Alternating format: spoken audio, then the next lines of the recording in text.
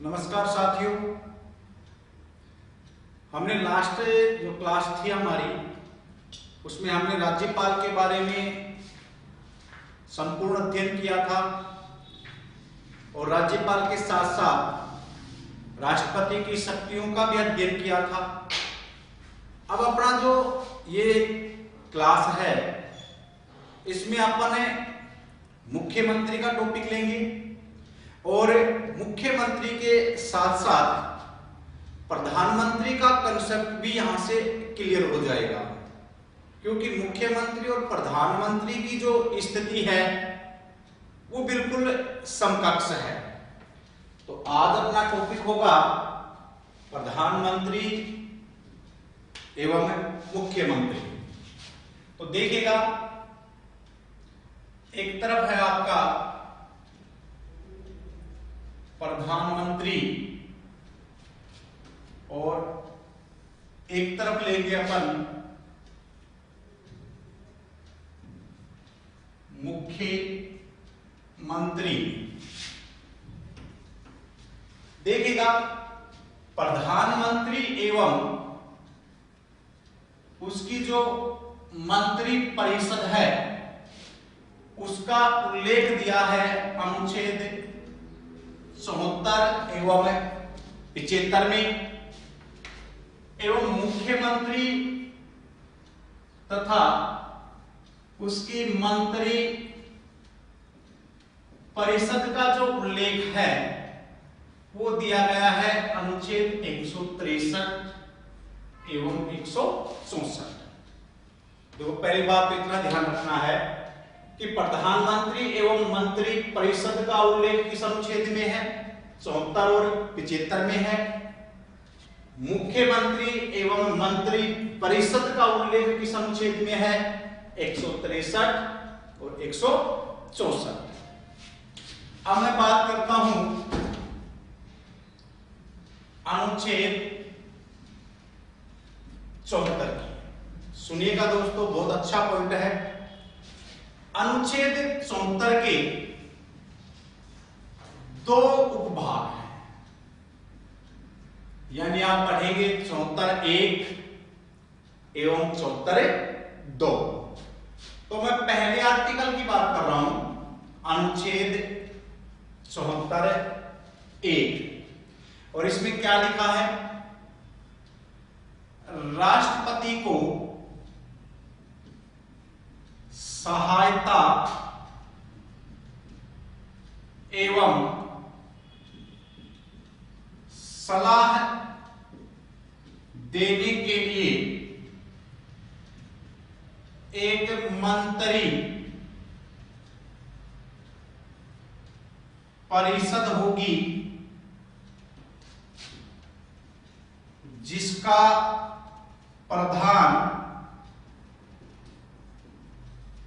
प्रधानमंत्री होगा। ये लिखा है दोस्तों अनुच्छेद 74(1) में। देखिएगा कि राष्ट्रपति को सहायता एवं सलाह देने के लिए एक मंत्री परिषद होगी जिसका प्रधान कौन होगा? प्रधानमंत्री होगा। अब इस क्वेश्चन की व्याख्या क्या हो जाएगी? यहां से क्वेश्चन क्या निकलते हैं आपके? पहला क्वेश्चन है कि राष्ट्रपति किसके परामर्श के अनुसार कार्य करता है? तो देखिएगा, अनुच्छेद 74(1) कहता है कि राष्ट्रपति मंत्री परिषद के परामर्श के अनुसार कार्य करता है। तो राष्ट्रपति किसके परामर्श के अनुसार कार्य करता है? मंत्री परिषद के परामर्श। दूसरा इसकी व्याख्या है सेकंड नंबर की, ये इंपॉर्टेंट निकल जाती है दोस्तों, कि मंत्री परिषद किस प्रकार की संस्था है। सुनिएगा कि मंत्री परिषद किस प्रकार की संस्था है। देखिएगा, जिन संस्थाओं का उल्लेख संविधान के अनुच्छेदों में हुआ है वह होती है संवैधानिक संस्था, और जिनका उल्लेख संविधान के अनुच्छेदों में नहीं हुआ है वो होती है गैर संवैधानिक संस्था। अब मंत्री परिषद का जो उल्लेख है वो अनुच्छेद 74(1) में हुआ है।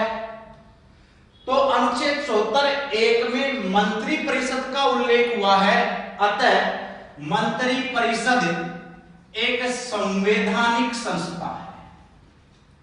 दोस्तों पूछा गया कि क्वेश्चन है कि मंत्री परिषद किस प्रकार की संस्था है? एक संवैधानिक संस्था है। इसके बाद में तीसरा क्वेश्चन कि मंत्री परिषद का उल्लेख संविधान के किस अनुच्छेद में हुआ है? तो दोस्तों 74(1) अपन को स्पष्ट कर रहा है कि राष्ट्रपति को सहायता एवं सलाह देने के लिए एक मंत्री परिषद होगी। अतः मंत्री परिषद का जो उल्लेख हुआ है वो संविधान के अनुच्छेद 74(1) में हुआ है। इसके बाद चौथा और लास्ट व्याख्या कि मंत्री परिषद का प्रधान ओब्लिक प्रमुख कौन होता है? तो मंत्री परिषद का प्रधान ओब्लिक प्रमुख प्रधानमंत्री होता है। दोस्तों ये लिखी हुई है अनुच्छेद 74(1) में। इस कंसेप्ट को आराम से समझेंगे आप कि 74(1) आपसे कहना क्या चाह रहा है। 74(1) ये कहना चाह रहा है कि भाई राष्ट्रपति है वो लगभग अपनी सभी शक्तियों का प्रयोग अपने अधीनस्थों के माध्यम से करेगा। अब अधीनस्थ का मतलब है प्रधानमंत्री एवं उसकी मंत्री परिषद। और आपने अनुच्छेद 54 भी पढ़ा है, 53 पढ़ा है, 52 पढ़ा है। राष्ट्रपति जब अपन पढ़ेंगे तब वहां पे कंप्लीट आर्टिकल की अपन बात करेंगे। अनुच्छेद 53 कह रहा है कि संघ की संपूर्ण कार्यपालिका की शक्ति राष्ट्रपति में निहित होगी एवं राष्ट्रपति इस शक्ति का प्रयोग स्वयं या अपने अधीनस्थों के माध्यम से करेगा। और अधीनस्थ का मतलब है प्रधानमंत्री एवं उसकी मंत्री परिषद। अब जो अनुच्छेद 53 कह रहा था, इस 53 का अप्लाइड रूप कहां है? अनुच्छेद 74(1) में। अब यहां से जो क्वेश्चन सीधे सीधे निकलते हैं वो जरूर ध्यान रखोगे दोस्तों कि राष्ट्रपति किसके परामर्श के अनुसार कार्य करता है? मंत्री परिषद की सलाह और परामर्श के अनुसार कार्य करता है, सहायता के अनुसार कार्य करता है। मंत्री परिषद किस प्रकार की संस्था है? संवैधानिक संस्था है या गैर संवैधानिक? तो संवैधानिक संस्था है। मंत्री परिषद का उल्लेख संविधान के किस अनुच्छेद में हुआ है? तो 74(1) में हुआ है। और मंत्री परिषद का प्रधान कौन होता है? प्रधानमंत्री होता है।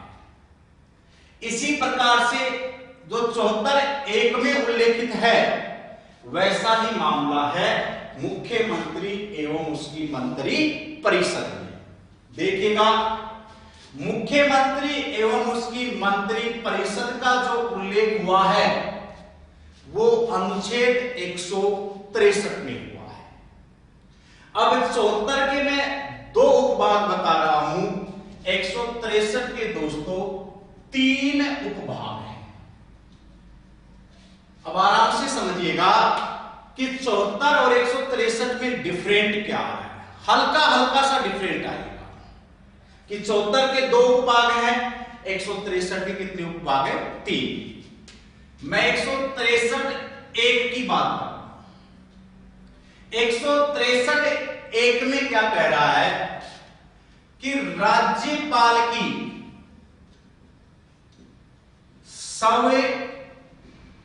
विवेकीय शक्तियों को छोड़कर वह सीएम एवं मंत्री परिषद के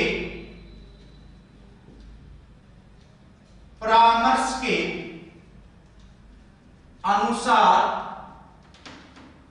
कार्य करेगा। सुनना दोस्तों, राज्यपाल और राष्ट्रपति में यह अंतर क्या है? राष्ट्रपति के लिए 74 में स्वविवेकीय शक्तियों का उल्लेख नहीं किया गया है। विथ आर्टिकल संविधान के अनुसार अनुच्छेद 74 में राष्ट्रपति को स्वविवेकीय शक्तियां नहीं हैं। राष्ट्रपति को स्वविवेकीय शक्तियां हैं ऐसी बात नहीं है, लेकिन वो शक्तियां परिस्थिति जन्य हैं, संविधान प्रदत्त नहीं हैं। लेकिन राज्यपाल के लिए स्पष्ट कहा गया है कि राज्यपाल 163(1) में कहा गया है कि वह स्वविवेकीय शक्तियों का प्रयोग कर सकता है। और जब राज्यपाल स्वविवेकीय शक्तियों का प्रयोग करेगा तो उसके लिए वो या उसमें मुख्यमंत्री एवं उसके मंत्री परिषद के परामर्श की कोई आवश्यकता नहीं है। तो पहला अंतर तो यह है कि 74(1) में राष्ट्रपति के लिए स्वविवेकीय शक्तियों का उल्लेख नहीं किया गया है, जबकि 163(1) में राज्यपाल के लिए स्वविवेकीय शक्तियों का उल्लेख किया गया है। दूसरा, बाकी एज इट इज है। राष्ट्रपति को सहायता एवं सलाह देने के लिए एक मंत्री परिषद होगी, ऐसा कैसा यहां लिखा है कि राज्यपाल को सहायता एवं सलाह देने के लिए एक मंत्री परिषद होगी और उस मंत्री परिषद के अनुसार ही वो कार्य करेगा। और इस मंत्री परिषद का प्रधान कौन होता है? इस मंत्री परिषद का प्रधान होगा मुख्यमंत्री। इधर मंत्री परिषद का प्रधान होता है प्रधानमंत्री, इधर प्रधान होगा मुख्यमंत्री। क्लियर दोस्तों? अब इसकी व्याख्या क्या हो जाएगी? व्याख्या में सुनना, जो व्याख्या अनुच्छेद 74(1) की हुई है वो व्याख्या 163(1) की हो जाएगी कि राज्यपाल शक्तियों का प्रयोग करता है। कि राज्यपाल कितनी प्रकार से शक्तियों का प्रयोग करता है, तो राज्यपाल 2 प्रकार से शक्तियों का प्रयोग करता है। पहला, वह स्वविवेक से करेगा और दूसरा सीएम एवं मंत्री परिषद के परामर्श से करेगा। जबकि राष्ट्रपति के लिए स्वविवेक की शक्तियों का संविधान में उल्लेख नहीं है। दूसरा, मंत्री परिषद वो का वही हो जाएगा कि मंत्री परिषद जो राज्य सरकार में दी गई है उसका उल्लेख किस अनुच्छेद में दिया गया है, तो 163(1) में दिया गया है। किस अनुच्छेद में दिया गया है? 163(1) में। फिर तीसरा, ऐसा कैसा आ जाएगा कि मंत्री परिषद किस प्रकार की संस्था है, तो इधर भी यही है, संवैधानिक संस्था है। और नंबर 4, मंत्री परिषद का राज्य सरकार में प्रधान कौन होता है, तो मंत्री परिषद का प्रधान होता है मुख्यमंत्री। यानी जो आपने 74(1) और 163(1) देखा दोस्तों, ये बिल्कुल इक्वल है, कहीं अंतर नहीं है, सिर्फ एक चीज को छोड़ करके, और वो है स्वविवेकी शक्ति।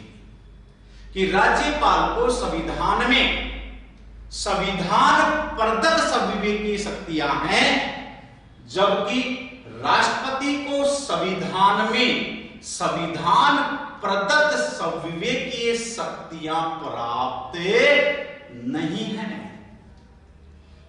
बोलो दोस्तों, क्लियर हुआ या नहीं हुआ? यह था 74(1) और 163(1). अब अपन एक मुद्दे पे बात करेंगे जो वेरी वेरी इंपॉर्टेंट। सुनना दोस्तों, दोनों तरफ ही एक मुद्दा आ रहा है और उसे समझना होगा आपको क्या मामला है।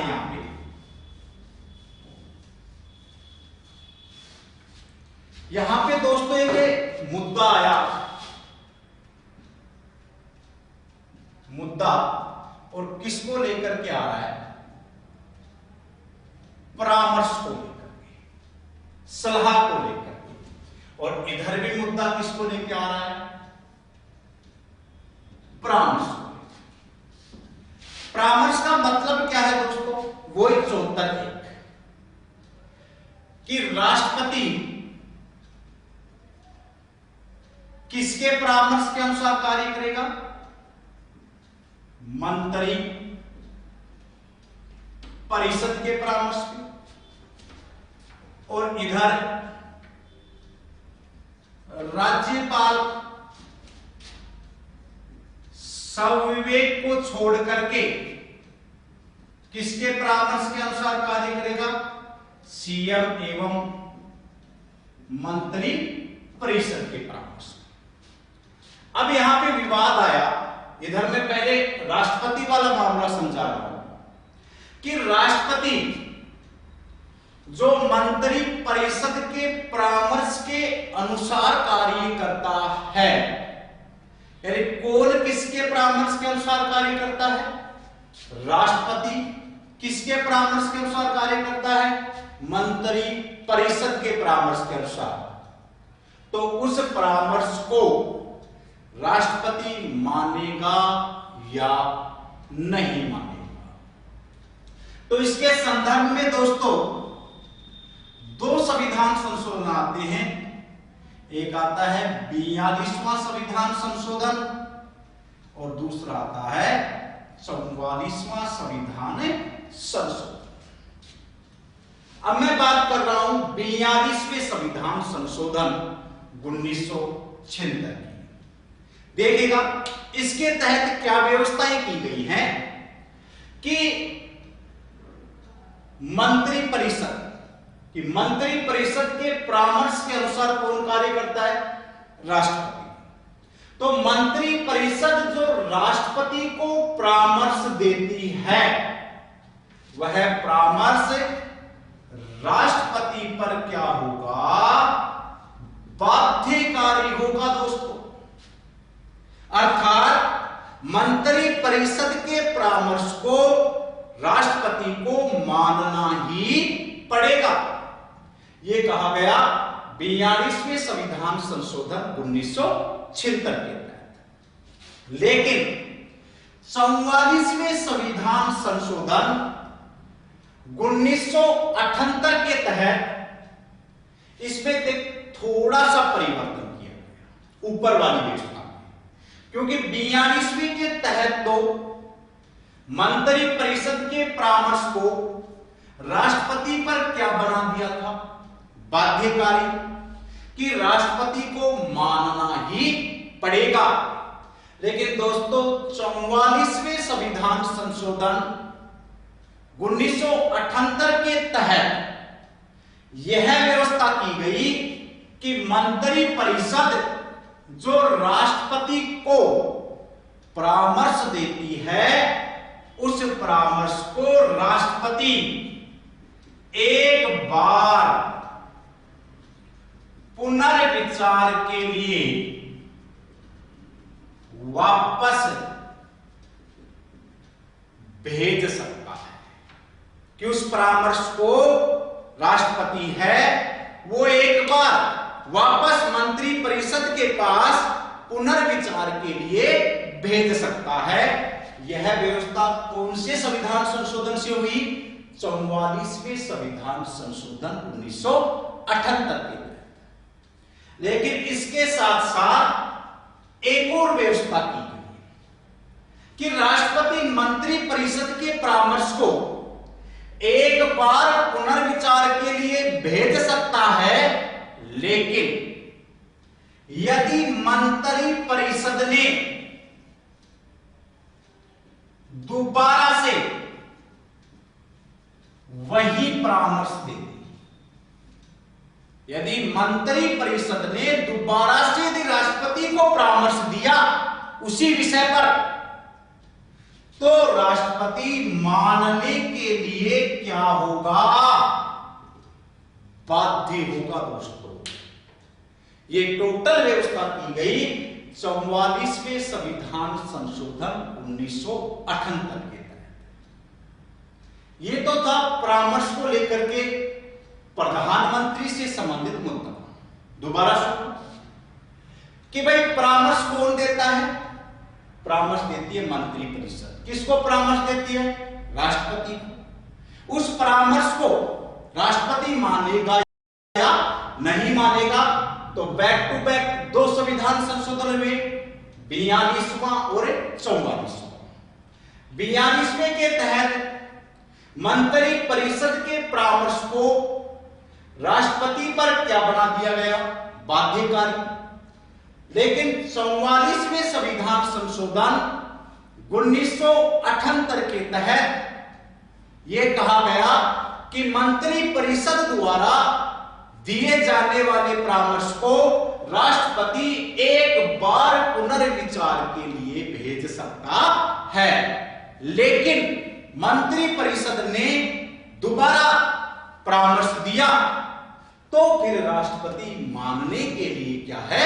बाध्य है।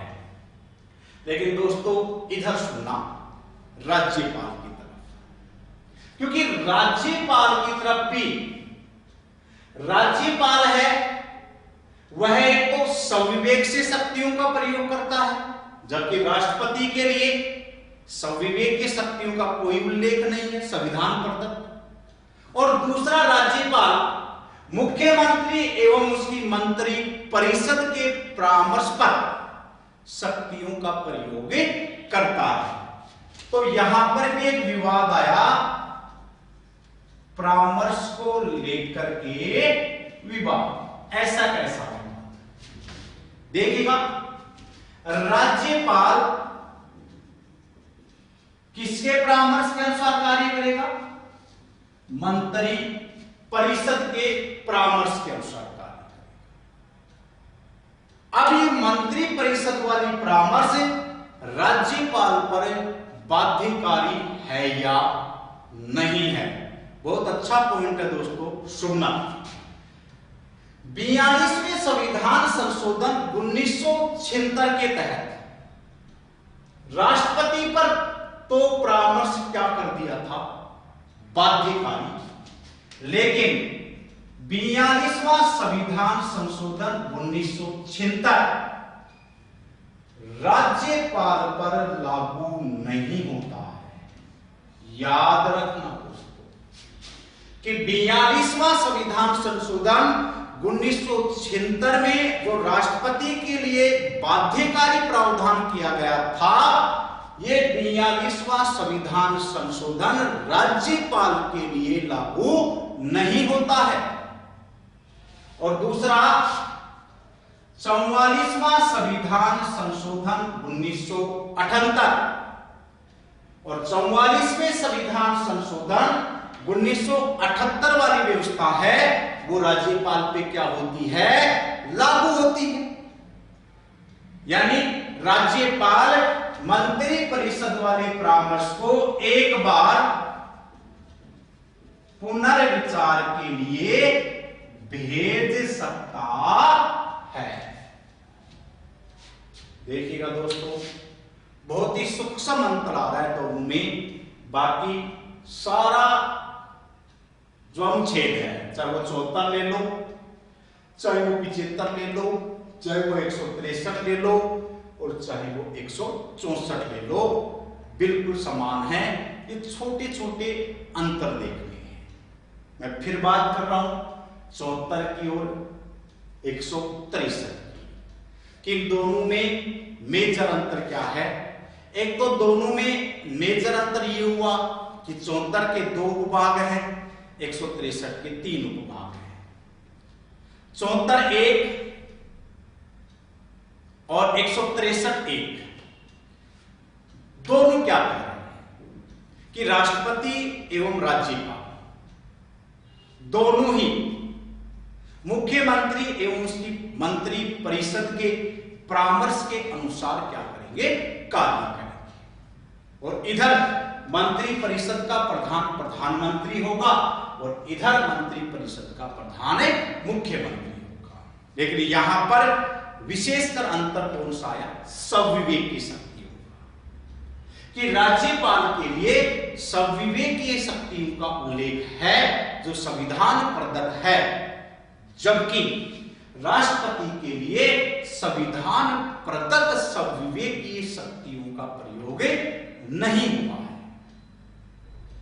दूसरी बात, परामर्श को लेकर के विवाद, इधर भी याद रख लो परामर्श को लेकर के विवाद कि 42वां संविधान संशोधन के तहत प्रधानमंत्री वाले जो अनुच्छेद 74(1) में क्या कहा गया है कि मंत्री परिषद जो राष्ट्रपति को परामर्श देती है, 42वें संविधान संशोधन से उस परामर्श को राष्ट्रपति पर क्या कर दिया, बाध्यकारी।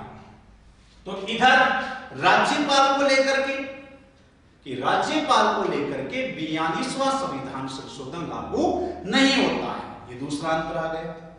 क्यों लागू नहीं होता है, क्योंकि राज्यपाल को संविवेकीय शक्तियां भी प्राप्त थी, इसलिए मंत्री परिषद के परामर्श को राज्यपाल पर बाध्यकारी नहीं बनाया गया। ये सेकंड अंतर है आपका। इसके बाद 44वें संविधान संशोधन से प्रधानमंत्री वाली जो मंत्री परिषद है उसको उसके परामर्श को राष्ट्रपति एक बार पुनर्विचार के लिए भेज सकता है। तो 44वां संविधान संशोधन है वो राज्यपाल पर भी लागू हो जाता है कि राज्यपाल भी मुख्यमंत्री वाली परामर्श को एक बार पुनर्विचार के लिए भेज सकता है। ये था दोस्तों अपना 74(1) और 163(1). अब अपन बात करते हैं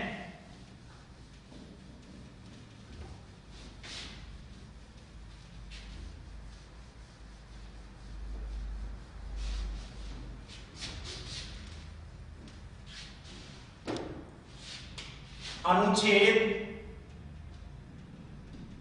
74(2).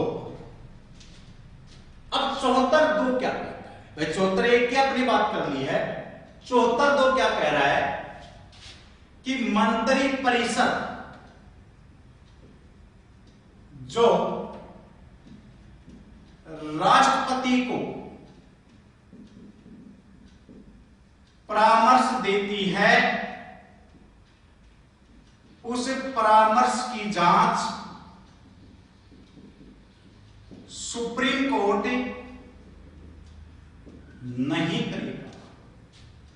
दोस्तों ये लिखा है अनुच्छेद 74(2) में कि मंत्री परिषद राष्ट्रपति को क्या परामर्श दी है, उस परामर्श की जांच करने का अधिकार किसके पास नहीं है, सुप्रीम कोर्ट के पास नहीं है।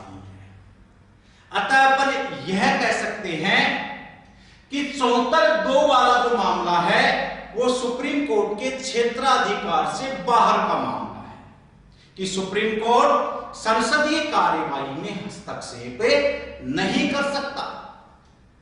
तो इधर सुनिएगा, ये तो कहा है अनुच्छेद 74(2) में। इधर मैंने आपको 3 भाग बताए थे दोस्तों, जिसमें अपन ने 163(1) तो देख लिया था, 163(2) क्या कह रहा है और 163(3) क्या कह रहा है। 163(2) देखना, 163(2) में लिखा गया है राज्यपाल की स्वविवेकी शक्तियों के प्रयोग के बारे में लिखा गया है। याद रखना दोस्तों, 163(2) में राज्यपाल की स्वविवेकीय शक्तियों के प्रयोग के बारे में लिखा है कि जब राज्यपाल स्वविवेक से अपनी शक्तियों का प्रयोग करेगा तो उसके द्वारा किया जाने वाला कार्य अंतिम होगा। कि जब भी राज्यपाल स्वविवेक की शक्तियों का प्रयोग करेगा तो उसके द्वारा किया जाने वाला कार्य अंतिम होगा, उसे हाई कोर्ट में चुनौती नहीं दी जा सकती। उसे हाई कोर्ट में क्या नहीं दी जा सकती? चुनौती नहीं दी जा सकती। ये लिखा है 163(2) में। और दोस्तों 163(3) में सेम का सेम लिखा है 74(2) का। 163(3) में लिखा है कि मंत्री परिषद जो राज्यपाल को परामर्श देती है, जो राज्यपाल को परामर्श देती है, उस परामर्श की जांच हाई कोर्ट नहीं करेगा। इधर कोर्ट नहीं करेगा, सुप्रीम कोर्ट जांच नहीं करेगा, इधर कोर्ट नहीं करेगा, हाई कोर्ट जांच नहीं करेगा। लेकिन एक डिफरेंट कहां आ रहा है? डिफरेंट आ रहा है 74 और 163 में 163(2), जिसमें यह कहा गया है कि राज्यपाल के स्वविवेक की शक्तियों के बारे में उल्लेख है कि राज्यपाल जब भी स्वविवेक से कोई कार्य करेगा तो उसके द्वारा किया जाने वाला कार्य अंतिम होगा और उसकी वैधता को, उसके द्वारा किया जाने वाले अंतिम कार्य को हाई कोर्ट में चुनौती नहीं दी जा सकती। अर्थात स्वविवेक से किया जाने वाला कार्य राज्यपाल का लास्ट होगा। यह सब था अनुच्छेद 74 प्रधानमंत्री के संदर्भ में और अनुच्छेद 163 मुख्यमंत्री के संदर्भ में। ओके सर, बाकी अपन कल बात